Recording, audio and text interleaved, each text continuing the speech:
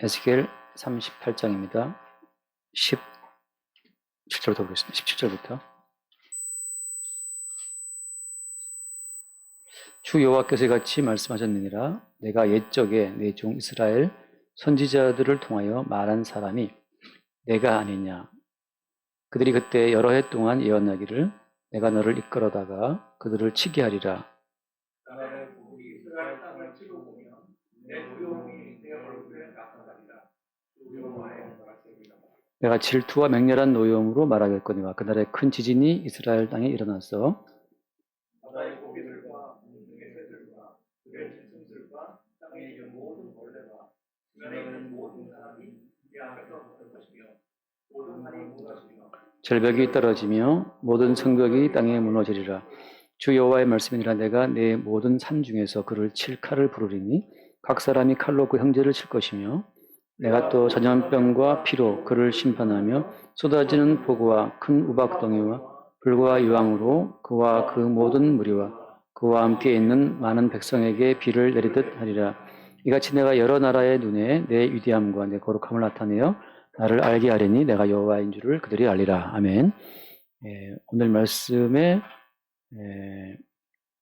그러니까 이방 민족 곡이죠. 그러니까 이방 민족의 왕이었던 곡, 그 마곡 지구의 마곡 지역의 왕이었던 곡이 이스라엘 땅을 침공하러 왔을 때 그때 하나님께서 노여워하신다, 분노하신다라고 말씀하시면서 어떤 일을 일으키시죠?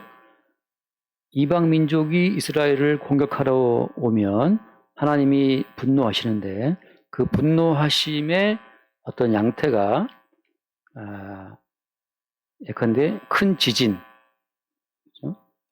그 다음에 전염병, 막 산이 무너지고 폭우가 내리고 큰 우박덩이가 불과 유황이 내리고 이런 모든 그 자연 재앙이 온다는 사실을 말씀하고 있죠. 그러니까 하나님의 분노라고 하는 것이 자연의 재앙으로 드러난다고 하는 거죠. 전염병과 자연의 재앙, 아무튼 뭐 다 자연 재앙의 일부니까 전염병도. 그러니까 이스라엘을 침공하러 오는 이방 민족을 향해서 하나님이 자연 만물을 동원해서 그 분노를 이렇게 표출한다고 하는 겁니다. 그래서 모든 자연 만물이 하나님과 어떤 관계에 있는가, 하나님께서 왜 분노하시는데 그 자연 만물을 동원하시는가 하는 문제를 한번 이 성경 말씀을 통해 생각해 보는 거죠. 예를 들어서 우리가 흔히 말하는 그 자연이라는 자연, 자연이라고 하는 한자 자체는 스스로 자자인데 스스로 그러하다는 뜻이거든요. 자연이라는 말이. 자연이라는 말은 스스로 자 그럴련, 스스로 그러하다라고 한단 말이죠. 그러면 그 말은 무슨 말이겠어요? 스스로 그러하다, 스스로 자에 그럴련. 그 말은 무슨 말이냐면 자연 그 자체로서 어떤 인과 관계의 시스템이라는 사실을 보여주고 있는 겁니다. 자연 자체가 원인이 되고 결과가 되는 자기 완성적 어떤 체제를 말하는 거잖아요. 자연은. 그러니까 자연은 어떠한 외부적 요인 없이 자연 자체가 원인이 되고 자연 자체가 결과를 만들어낸다라고 하는 거. 스스로 그러하다. 그게 자연인데. 그러니까 그 말은 무슨 말이겠어요? 자연에는 어떤 외부적인 요인이 없다는 거잖아요. 근데 어때? 성경에서 무슨 말 하고 있습니까? 성경은 그 반대죠. 성경에서는 자연이라고 하는 것은 하나님이 어떻게 했다? 만들었다. 창조했다. 이미 인간들이 말하고 있는 스스로 그러하다. 자연은 원래 그래. 인간도 대자연의 일부야. 그게 노장사장인데. 그리고 이제 또 우리 옛날에 유명한 승려였잖아요. 산은 산이요, 물은 물이로다 하잖아요. 그러니까 산은 산이고 물은 물이지. 거기에 어떤 외적인 원인이 없어. 그게 이제 모든 인간들의 일반적인 관점이에요. 자연은 원래 그래, 원래 그래. 근데 성경에서는 어때요? 그 모든 자연 만물을 창조하신 분이 있다는 거잖아요. 또 우리가 알다시피 예를 들어서 마태복음 10장 말씀에 마태복음 10장 우리 유명한 29절 말씀, 29절에 그 말씀 10장 29절 참새 두 마리가 한 아사리온에 팔리지 않느냐. 그러나 너희 아버지께서 허락하지 아니하시면 그 하나도 땅에 떨어지지 아니한다. 그러니까 참새 두 마리가 팔려가는 것도 하나님 아버지의 허락하심이 있다라고 하는 거거든요. 그러니까 자연은 스스로 그러한 것이 아니고 참새 두 마리에 떨어진 그 원인이라고 하는 것은 하나님 아버지의 허락하심이라고 하는 거예요. 그러니까 모든 자연 만물에도 만드신 하나님이 계시고 지금도 통치하시는 분이 계시다는 사실을 성경은 말하고 있다고 하는 거죠.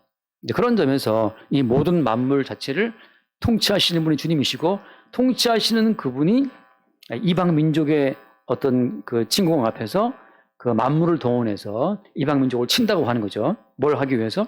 약속의 민족인 이스라엘을 보호하기 위해서. 아까 말하면 뭘 지키는 겁니까? 약속을 지키기 위해서예요. 이스라엘 민족이 아니고 이스라엘 민족이 소중한 이유는 약속을 담고 있기 때문이거든요. 그러니까 성도가 소중한 이유는 성도 때문이 아니라 성도에게 담긴 약속 때문에 소중한 겁니다. 그러니까 하나님께서는 약속이라고 하는 그걸 지키기 위해서 모든 자연 만물을 동원해서 약속 자체를 훼손을 시키는 모든 만물을 친다고 하는 거죠. 그래서 이런 예는 뭐 성경에 무수히 많이 나오잖아요. 예수님이 풍랑과 바다를 어떻게 했어요? 잠잠하라 해서 잠잠했다는 거, 또 뭐 예수님께서 갈릴리 바다를 걸어왔다고 하는 거, 그런 많은 어떤 예들이 있어요. 그래서 지금 언약의 줄을 모르는 사람들은 자연이라고 하는 것은 스스로 존재한다, 옛날부터. 산은 원래 산이야. 원래 물은 물이야. 근데 성경에서 말하는 것은 그 산이 산인 것은 하나님 때문이다라고 하는 거죠. 그러니까 보이지 않는 하나님을 끌고 들어와서 모든 자연 만물의 어떤 원인과 결과 자체를 말하고 있는 거예요. 한 번 더 볼게요. 이게 어떻게 움직이는지. 창세기 8장 말씀. 이것도 제가 한 수백 번은 본 말씀인 것 같아요. 창세기 8장 20절 말씀을 보면 8장 20절 노아가 여호와께 제단을 쌓고 모든 정결한 짐승과 모든 정결한 새 중에서 제물을 취하여 번제로 제단에 드렸더니 여호와께서 그 향기를 받으시고 그 중심에 이르시되 내가 다시는 사람으로 말미암아 땅을 저주하지 아니하리니 이는 사람의 마음이 계획하는 바가 그로부터 악함이라. 내가 전에 행한 것 같이 모든 생물을 다시 멸하지 아니하리니. 같이 봅시다. 땅이 있을 동안에는 심음과 거둠과 추위와 더위와 여름과 겨울과 낮과 밤이 쉬지 아니하리라. 자, 구체적으로 말씀하신 게 뭐냐면 이제는 노아 시대 전에는 그냥 주님이 창조하셨다 그 말이 있었지만 어떻게 지금은 노아 홍수로 모든 자연 만물을 싹 죽이신 다음에 새롭게 정결한 제물의 번제 향기에 근거해서 내가 이 모든 자연 만물을 유지하고 운행하신다는 사실을 보인 거죠. 자, 그럼 이제 어떻게 이제부터는 모든 만물이라고 하는 것은 정결한 제물의 희생의 오늘이 있다는 그 사실을 증거하고 있는 거죠. 그러니까 지금은 모든 만물이 정결한 제물이신 그리스도 예수를 나타내고 하기 위해 존재한다는 사실을 성경이 구체적으로 지금 증거하기 시작하고 있는 거예요. 하나 더 말씀 볼게요. 출애굽기 말씀 보면 출애굽기 12장을 보면 우리가 알다시피 출애굽기에 보면 애굽을 치는 재앙이 몇 가지가 있죠? 몇 가지가 있는데 10번째 재앙, 첫 번째는 나일 강물이 피로 바뀌는 거잖아요. 그러니까 스스로 그러한 오랜 세월을 두고 흘러내려왔던 그 유구한 나일 강물을 모세가 지팡이로 치니까 어떻게 됐어요? 피로 바뀌어버렸죠. 그죠? 그러니까 모든 자연 만물이 원래 애굽 사람들이 믿고 살았던 나일 강물, 두 번째 재앙이 개구리죠. 개구리.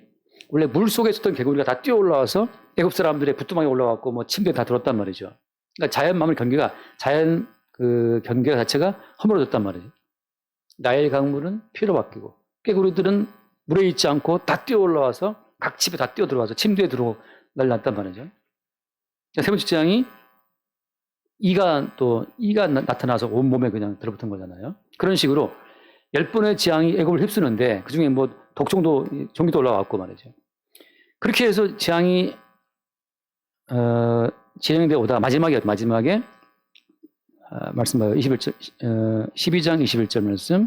출애굽기 12장 21절에 모세가 이스라엘 모든 장로를 불러서 그들에게 이르되 너희는 나가서 너희 가족대로 어린 양을 택하여 유월절 양으로 잡고 같이 봅시다. 우슬초 묶음을 가져다가 그릇에 담은 피에 적셔서 그 피를 문 임방과 좌우 설주에 뿌리고 아침까지 한 사람도 자기 집 문 밖에 나가지 말라. 자, 이건 우슬초 묶음에다가 어린 양의 피를 적셔가지고 그 피를 임방과 설주에 뿌려라 말이죠. 자, 마지막 재앙이 뭐였어요? 장자를 다 죽이는 건데 그 장자를 다 죽이는 이제 나일 강물을 피로 바꾸는 데부터 해서 이제 차근차근 이제 장자를 다 죽이는 싸그리 죽이는 그 마지막에 어린 양의 피를 바라는 집은 산단 말이죠. 그 말은 뭘 증거하는 거예요? 나일 강물이 유구히 흘러왔던 것도 뭐 때문이었다? 어린 양의 피 때문이었다는 사실을 증거하는 역순의 증거예요. 개구리가 물 위에 있고 육지에 안 올라왔다. 뭘 보여주는 거예요? 그 질서 자체가?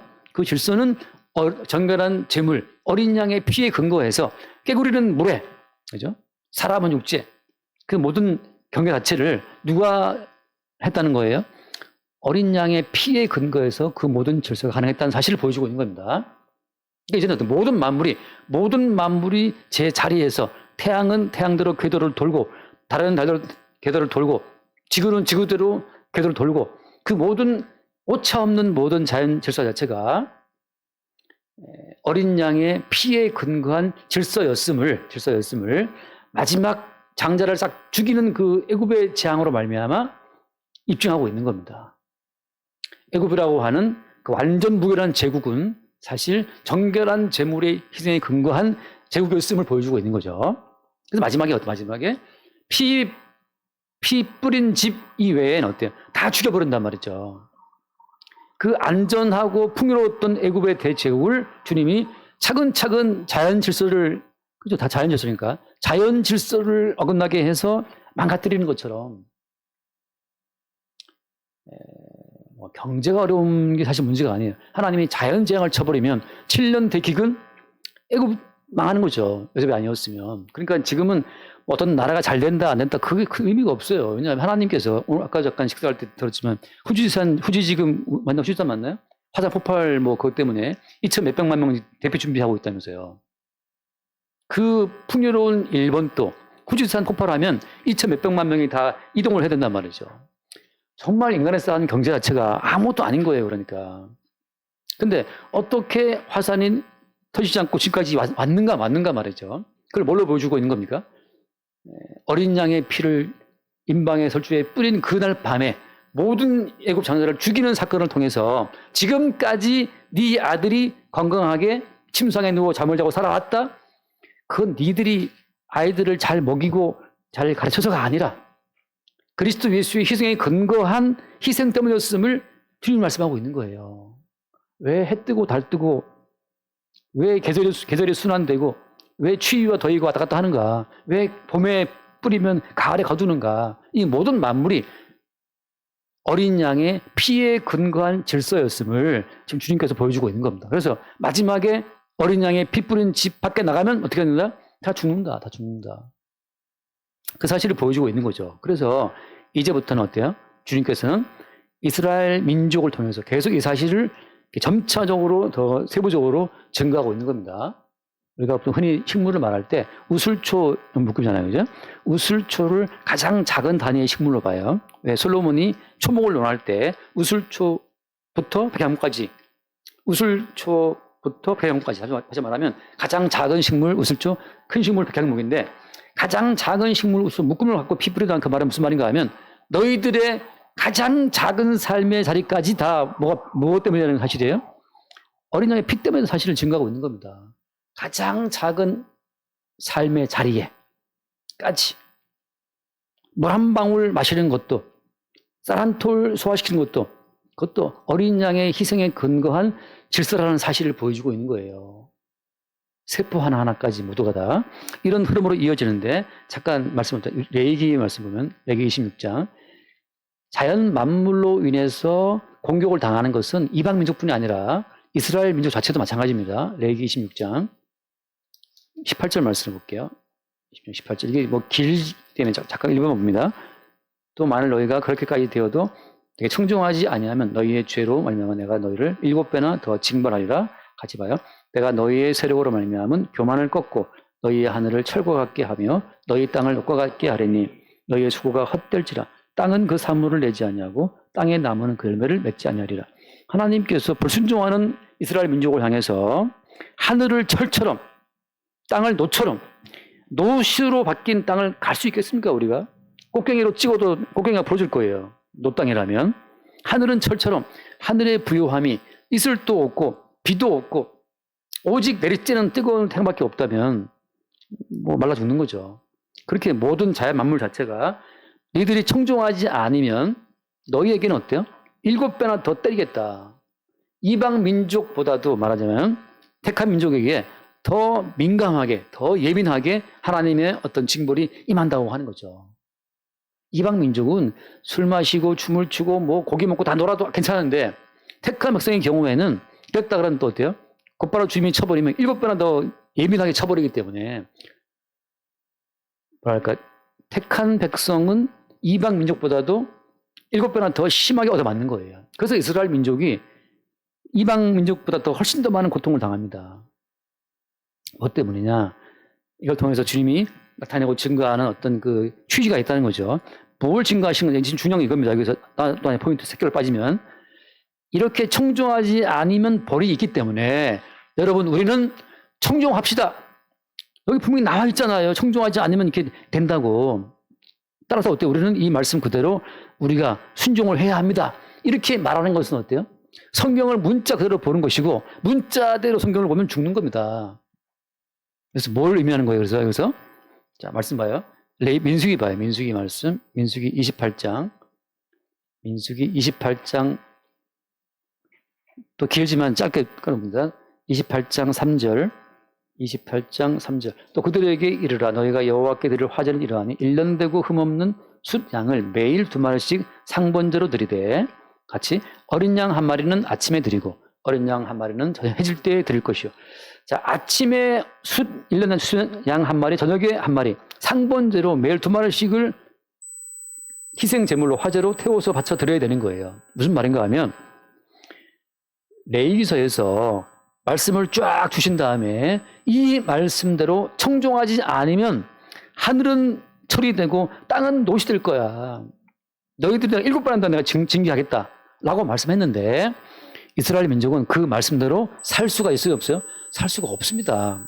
하나님은 그건 모략이란 말이죠. 계명을 주신 것은 뭐 때문이에요? 계명을 주신 것은 계명대로 살라가 아니고 한번 얼른 잠깐 읽어봅시다. 갈라디아 3장 22절, 왜 안 줬어요, 선생님? 금방 돌아올게요. 갈라디아 3장 22절 말씀. 갈라디아 3장 22절 찾아보세요. 3장 22절. 제가 이 많은 목사님들이 이 부분을 참, 그러니까 어떻게 제가 볼 때 모른다고 생각되는데. 3장 22절. 그러나 성경이 모든 것을 죄 아래에 가두었으니 하나님께서는 모략입니다. 모든 것을 죄 아래에 가두기 위해서 이렇게 순종해라, 저렇게 해라, 이거 하지 말라 수많은 말씀을 주신 거예요. 뭐 하려고? 모든 인간을 죄 아래 가두기 위해서. 나는 웬일인지 여자를 보고도 음욕이 안 생겨. 그런 사람들을 향해서는 어때요? 탐심을 준단 말이죠. 제가 예전에 어떤 그 유명하신 분이 있어요. 독일 박사 받고 오신 목사님 계시는데 제가 그분 책을 찾아보고 그랬는데 그분이 이런 말씀 하시더라고요. 자기는 길거리에 다니다가 좋은 차를 봐도 전혀 차에 대한 생각이 안 든다는 거죠. 제가 속으로 그때 그랬어요. 이분이 지금 자기를 모르시는구나. 그 강남에 사시는 분인데 그 좋은 차들이 이렇게 많아도 거기 하는 마음에 경험이 없대요. 근데 그분이 얼마 뒤에 뉴스가 올라왔는데 뭐 좀 안 좋은 스캔들에 나가지고 결국 그 교회를 사임을 하고 쫓겨난 사건을 이제 보게 됐는데 그러니까 무슨 말인가 하면 성경이 모든 걸 죄 아래에 가뒀다는 그 말은 빠져나갈 틈이 없다는 겁니다. 나는 물질 욕구는 없어. 그런데 여자를 향한 욕심은 있어. 또 어떤 분들은 어때요? 여자 보기가 돌고치밖에 안 보여. 근데 이 사람은 또 어때요? 돈을 사랑해. 어떤 사람은 돈도 안 사랑하는데 명예욕이 또 깊어. 성경이 모든 것을 죄 아래에 가두었으니라고 말할 때는 빠져나갈 데가 없어요. 무슨 말이냐? 성경을 읽고 우리 성경에 나와 있잖아요. 우리 순종합시다. 성경에 나와 있죠. 우리 이대로 우리가 행합시다. 이거 하지 맙시다. 성경에서 분명히 뭐 구원 떨어질까 조심하라 했으니까 조심합시다. 그런 문제가 아니라는 거예요. 모든 인간은 죄 아래 가두기 위해 주께서 아주 촘촘하게 이래라 저래라 뭐하라 조심하라 경계하라 뭐 다 주신 겁니다. 빠져나갈 구멍이 없어요. 뭐 때문이에요? 모든 것을 죄 아래 가두었으니 이는 예수 그리스도를 믿음으로 완전한 약속을 믿는 자들에게 주려 합니다. 마지막에 천국에 들어왔을 때 예수님 제가 끝까지 내가 예수님 붙잡아서 내가 안 떨어졌습니다. 끝까지 내가 예수님 구원을 붙잡고 따라왔어요. 그렇게 말하는 그 시간망진 소리들을 다 잠재우기 위해서 오직 십자가에 죽고 부활하시고 지금 또 살아계셔서 성령으로 우리를 보혜사로 보내면서 책망하시고 또 책망하시고 인도하시는 그 주의 공로와 주의 은총밖에 고백될 것이 없는 그 믿음, 100% 모든 영광을 주께 드릴 수밖에 없는 그 영광의 자리로 인도하시기 위해서 주께서 우리를 주 아래 가두시는 거예요. 어떤 인간도 끝까지 주님을 따라갈 자가 없습니다. 그래서 어때요? 주님께서도 베드로가 주님 저 안 버립니다. 전 따라갈 수 있어요. 할 때 주님 하신 말씀이 넌 나를 버려야 돼. 여러분 모두가 다 예수를 버려야 됩니다. 모두가 다 예수를 버리고 도망치고 완전히 나로서는 예수를 붙잡을 만한 요소가 없을 때 그때 어때요? 구원은 100% 그리스도 예수의 은총으로 주어짐을 믿게 되는 거죠. 믿음조차 선물인데 그래서 아까 말씀처럼 그런 말씀을 대할 때 무슨 의미냐? 하나님께서 이렇게 해라 저렇게 해라 너 순종하지 않으면 내가 하늘을 철되게 할 거야. 땅을 못되게 할 거야. 그 다음에 뭘 주신 거예요?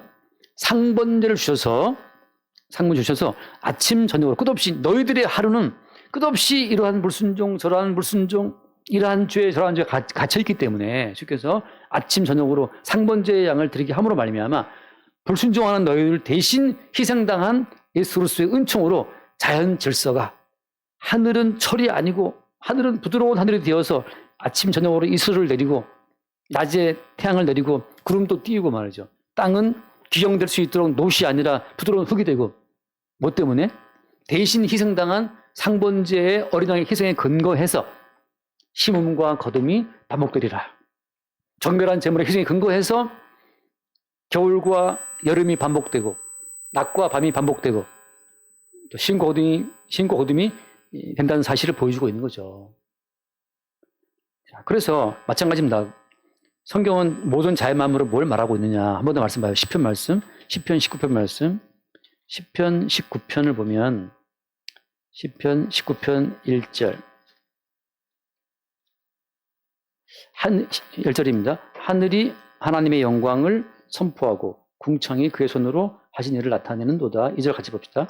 날은 날에게 말하고 밤은 밤에게 지식을 전하니 자, 이 중요한 이야기예요. 언어도 없고 말씀도 없으며 들리는 소리도 없다라고 하잖아요. 자, 하나님의 진리는 언어 이상입니다. 하나님의 진리는 들리는 소리 이상이란 말이죠. 하나님의 말씀은 기록된 문자적인 말씀 너머에 있는 거예요. 여기서 언어도 없고 말씀도 없고 들리는 소리도 없다라고 말하는 것은 우리가 알고 있는 언어, 우리가 알고 있는 문자적인 그 모든 말씀, 우리가 듣고 있는 그 모든 소리 자체가 그것으로서는 주님의 진리를 깨달을 수가 있다 없다? 없다는 걸 말해주고 있는 겁니다. 듣고 보이는 언어, 듣고 보이는 말씀, 듣고 보이는 그 모든 소리로서는 우리가 항상 주님을 오해하는 거예요. 그래서 언어도 없고 말씀도 없고 들리는 소리도 없는데 사절 말씀, 그의 소리가 온 땅에 통하고 그의 말씀이 산 끝까지 이른다라고 한단 말이죠. 무슨 말인가 하면은 이거 그대로 한번 잠깐 넘어갔다 올게요. 자, 고린도후서를 말씀은 고린도후서 3장, 고린도후서 3장을 보면은 거기 사도 바울이 새 언약의 일꾼을 말하면서 이런 얘기를 하죠. 3장 6절 말씀에 3장 6절 그가 또한 우리를 새 언약의 일꾼 되기에 만족하게 하셨으니 율법 조문으로 하지 아니하고 오직 영으로 함이니 율법 조문은 죽이는 것이요 영은 살리는 것이니라. 자, 율법 조문이란 말은 그냥 영어로 말하면 레터, 문자예요, 문자.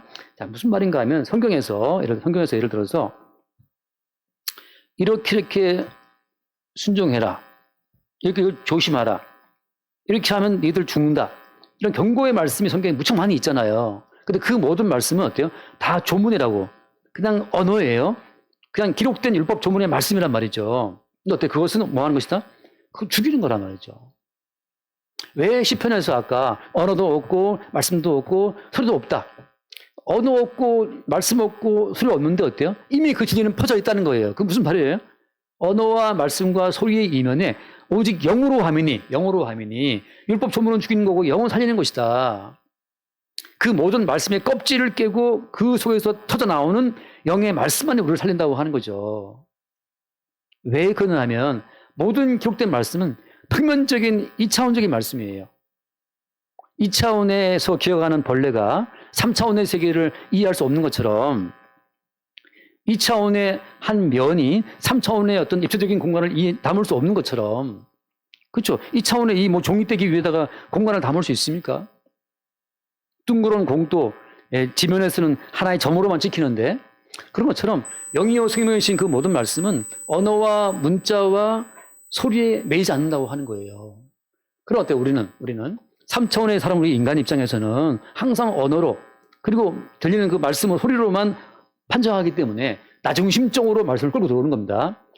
자, 나라고 하는 육체 안으로 말씀을 끌고 들어오는 순간 그 말씀은 죽는 말씀이에요. 오히려 우리가 해부되고 박살나서 우리가 말씀의 세계의 일부로 들어가야 되는 거죠. 우리가 말씀 세계의 일부로 쓰이는 거지, 내가 말씀을 붙잡고 와서 나를 위해 말씀을 쓸 수는 없어요.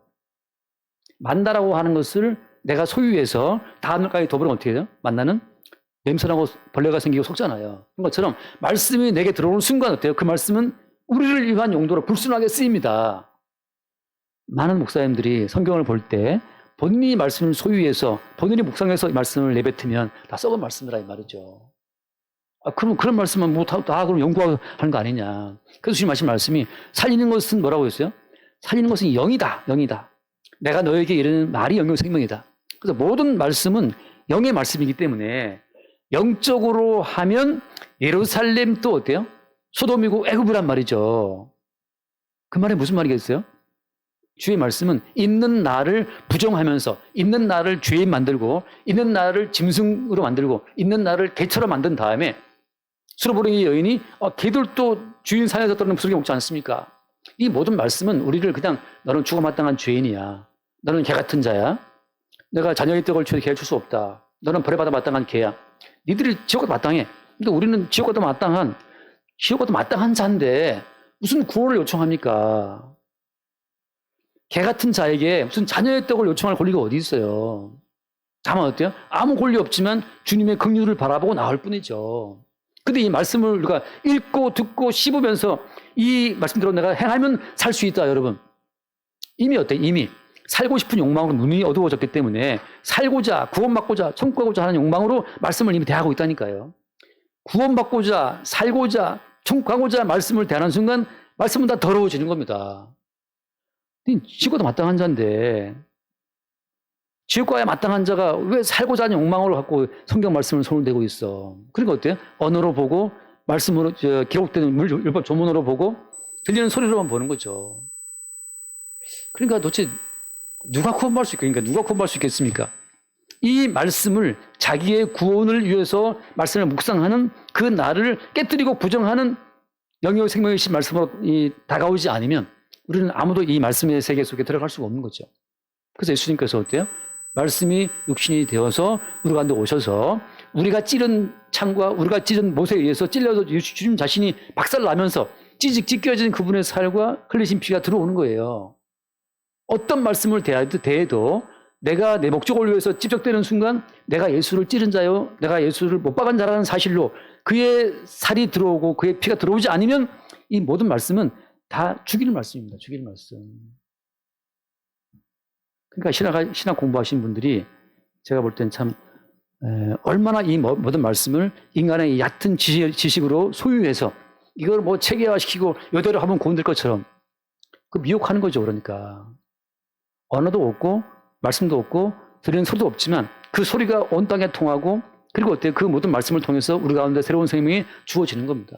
그래서 아까 전에 봤던 그 시편 19편 말씀 끝에만 볼게요. 시편 19편 말씀의 그 뒤에 이런 말씀을 한단 말이죠. 그냥 일단 듣기만 하세요. 일단은 그 선자매 그 19편 뒤에 했나요? 19편 뒤쪽에 보면은 이렇게 말해요. 여호와의 그 뭐 율법은 완전하고 여호와의 증언은 확실하고 뭐 이런 말을 한단 말이죠. 여호와의 교훈은 정직하고 율법이 완전하고 여호와의 증거는 확실하고 여호와의 교훈은 정직하고 여호와의 계명은 순결하다 이렇게 말할 때는 어때요? 이미 앞에서 언어가 아니고 말씀이 아니고 소리가 아닌 여호와의 율법, 여호와의 계명, 여호와의 증거를 말하고 있는 거예요. 그 사실 말씀이 뭐냐면 금 곧 말한 순금보다 더 사모할 것이고 꿀과 손금보다 더 달다.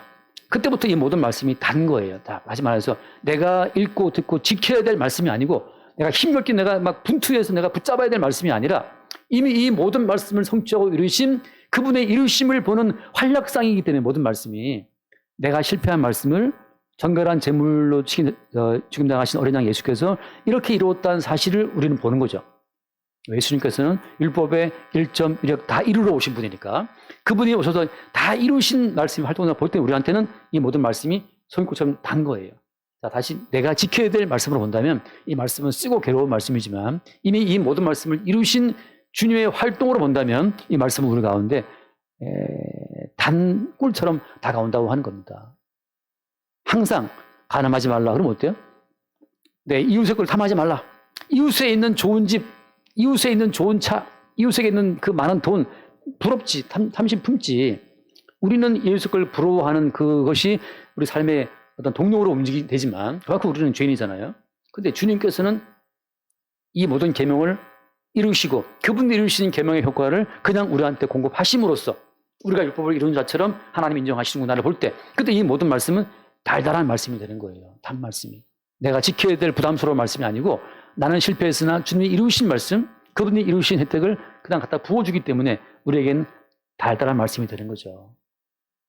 근데 지금 또 이 말씀을 퀴티하고 뭐 적용해가지고 지키려고 몸부림치게 되면 이 말씀은 넘사벽, 넘을 수 없는 말씀이 됩니다. 어떤 분들은 이 말씀은 주님이 이루었지만 이 말씀은 우리가 해야 돼. 그런 말씀은 없어요. 왜? 모든 말씀을 이루신 분이 주님이니까. 우리에게 맡겨뒀다면 주님이 다 이뤘다 하지 않죠. 내가 90%는 이뤘지만 요건 네가 해야 돼. 그건 바로 주님이 이뤘다는 사실을 믿을 때 그때 이 말씀이 달라진단 말이죠. 그 뒤에 끝에 10편 19편 다 빨리 해야 되는데 19편 14절 말씀 14절 나의 반석이시오 나의 구속자이신 여호와여 내 입의 말과 마음의 묵상이 주님 앞에 연락되기를 원하나이다. 자, 나의 반석 구속자이신 그 주님 앞에 내가 섰을 그때 내 입의 말과 마음의 묵상이라는 자체는 다 뭐가 되는 겁니까? 주여 개들도 주인 상에 떨어져 부서졌던 그 솔로몬의 여인처럼 그때 우리의 약함을 고백하고 주님의 이루심만을 바라보는 그 앞에 감사하는 모든 고백들이 그때 우리에게 주어지는 묵상이 되고 고백이 되는 거죠. 나로서는 늘 실패하고 베드로처럼 나로서는 주님 따라가다가 나을 수밖에 없지만 나는 놓았으나 주님 잡고 있다는 사실을 확인하고 있는 겁니다. 자, 그런 점에서 모든 만물은 뭘 증거하고 있다? 모든 만물은 그리스도 예수의 속죄의 은총을 증거하는 어떤 그 상태로 스탠바이 하고 있는 겁니다. 모든 만물은 하늘의 태양, 하늘의 별, 나른 나에게 말하고 반방치지 않는데 모든 만물이 태양이 움직이는 소리를 우리가 안 들리지만 어때요? 안 들리지만 사실은 태양이 뭐 지구가 돌 때 굉장히 소음이 크다면서요. 뭐 그런 말이 있던데 달도 소음이 크고 그딴 말이 있는데 우리는 못 듣잖아요. 근데 그 모든 소리들은 다 무엇을 증거하고 있느냐? 증거하고 있는 거예요. 그리스도 예수의 십자가의 은총을 증거하는 용도로 쓰인다고 하는 거죠. 자, 하나 읽어봅시다. 로마서 8장 말씀. 로마서 8장 21절. 로마서 8장 21절.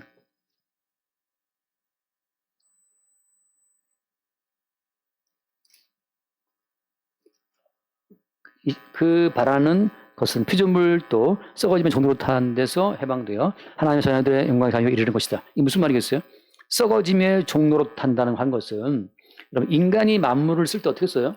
인간은 모든 만물을 자기를 위해서 쓴다. 자기를 위해서요. 근데 인간이 손대는 모든 만물은 인간이 먹고 마시고 쓰는 그 모든 만물은 인간 손대는 순간 다 썩어져 버립니다. 인간이 많은 걸 먹어도 다 인간이 내뱉는 건 다 썩어진 밖에 안 내보내요. 마찬가지로 어때요? 모든 피조물은 결국 인간의 자기 욕망을 위해서 지금 강제로 쓰이고 있는 거예요. 모든 피조물은 어때요? 피조물은 야 인간들아 내가 태양이 빛나고 있고 나무가 자라고 이 모든 것들은 그리스도 예수의 은총을 증거하기 위해서 내가 존재하고 있는데 니들은 오직 너희 자신들을 위해서 먹고 마시고 쓰고 있으니까 괴롭다 말이죠. 만물의 원래 용도대로 좀 써라 인간들아. 너희들을 위해서 내가 있는 게 아니야. 근데 왜 너희들은 너희 자신들을 위해서만 나를 쓰고 있느냐라고 할 때 그게 모든 만물이 허무한데 굴복하는 괴로움이란 말이죠. 모든 만물의 고통이란 말이에요. 22절 피조물이 다 이제까지 함께 탄식하며 고통 겪고 있는 것을 우리가 안다. 사도 바울이 그리스도 예수를 만나고 보니까 모든 피조물이 괴로워하고 있어. 왜? 인간들은 먹으나 마시나 다 자기를 위해서 하고 있으니까. 과학자들이 어때요? 과학자들이 뭘 생각합니까? 과학자들이 태양을 보고 바다를 연구하고 땅을 연구할 때 그 만물 속에 그리스도 예수의 음성을 듣나요? 오직 뭐 하는 거예요? 어떻게 태양열을 잘 이용해서 인간에게 혜택이 있을까? 어떻게 바닷물을 이용해서 인간에게 혜택이 있을까? 칩소인들 사업했던 것처럼 뭐 어떻게 바닷물 속에서 뭘 끄집어내가지고 만들까? 그 사업, 그죠? 요즘 어떻게 하고 있는지 모르겠네. 그러니까 인간은 뭐든지 간에 탐욕을 채우기 위해서 모든 만물을 땡겨 쓰고 있으니까 피조물은 끌려가면서 탄식하는 거예요. 얘들아, 너희들의 욕망을 위해서만 모든 만물을 쓰고 있으니까 결국 인간이 자연 만물을 통해서 어때요? 원자를 부딪히기 위해서 뭐 중성자탄 만들어갖고 사람들을 죽이는 핵무기를 만든단 말이죠.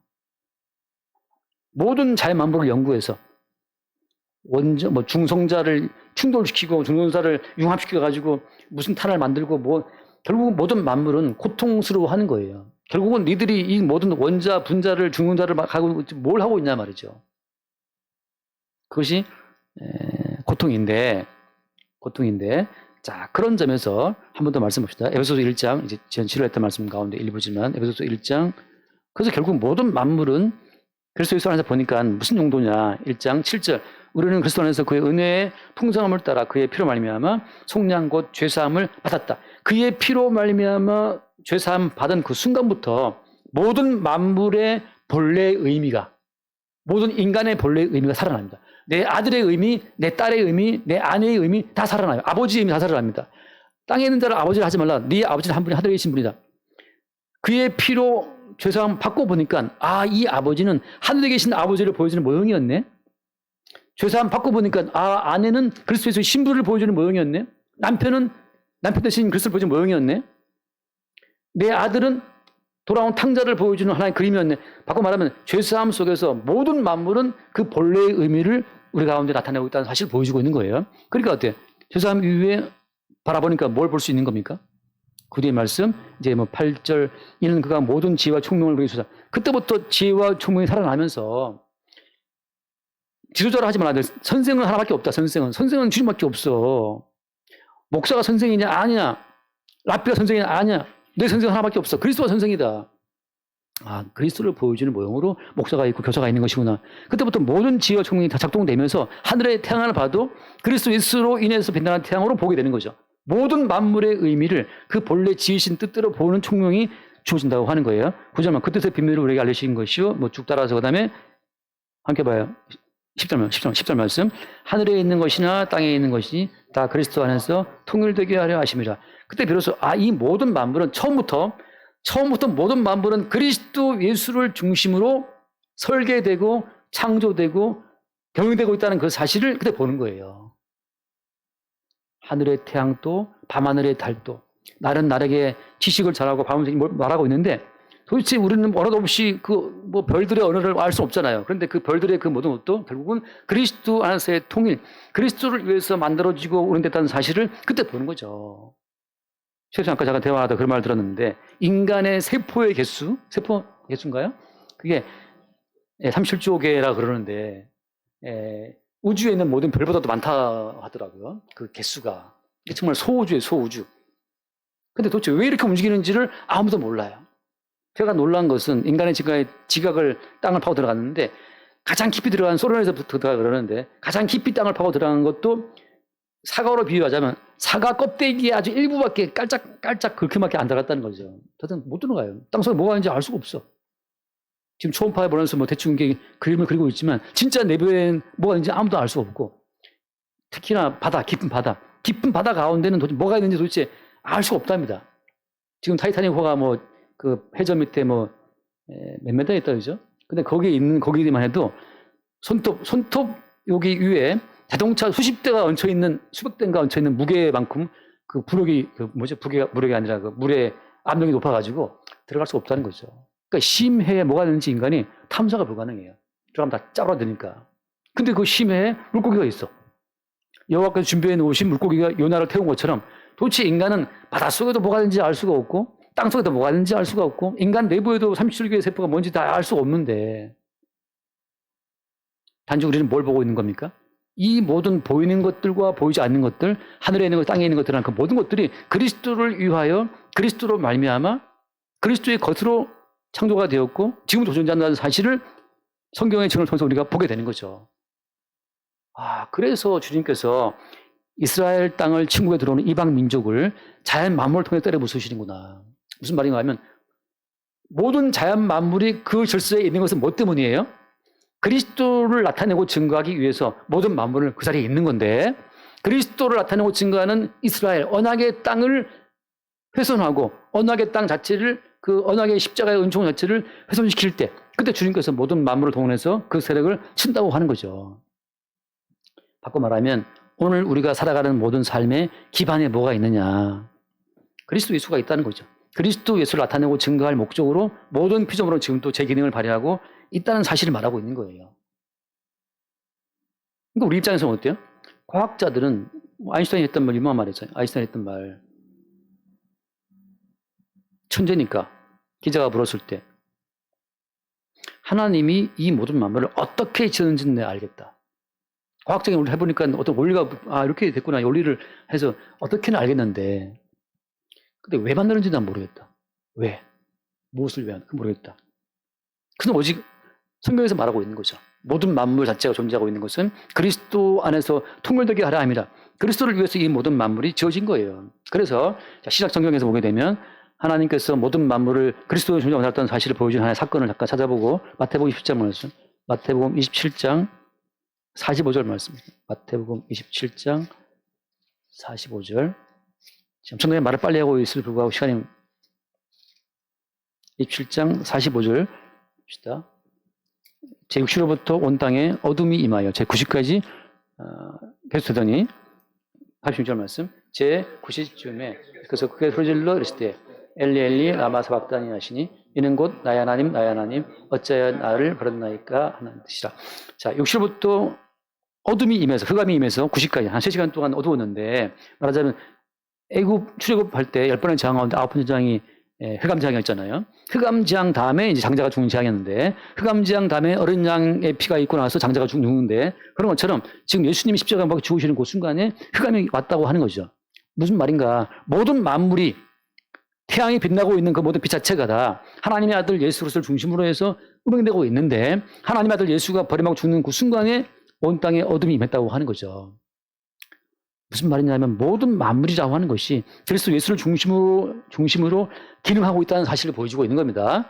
그 뒤에 마저 더 볼게요. 그 27장 52절 말씀 52절에 보면은 52절 무덤들이 열리고 다른 성도의 몸이 많이 일어나되 그래서 무덤들이 열리고 성도의 몸이 일어나갖고 예수의 부활 후에 그들이 무덤에서 나와서 거룩하성에 들어가 많은 사람들에게 보이고 갑자기 뭐 죽었던 사람들이 무덤에서 나와가지고 예루살렘에 들어가고 활보했다고 하는 거죠. 이런 일들을 통해 가지고 예수님의 죽음을 중심으로 해서 산자와 그 죽은 자의 관계도 그냥 무너져 버리는 거예요.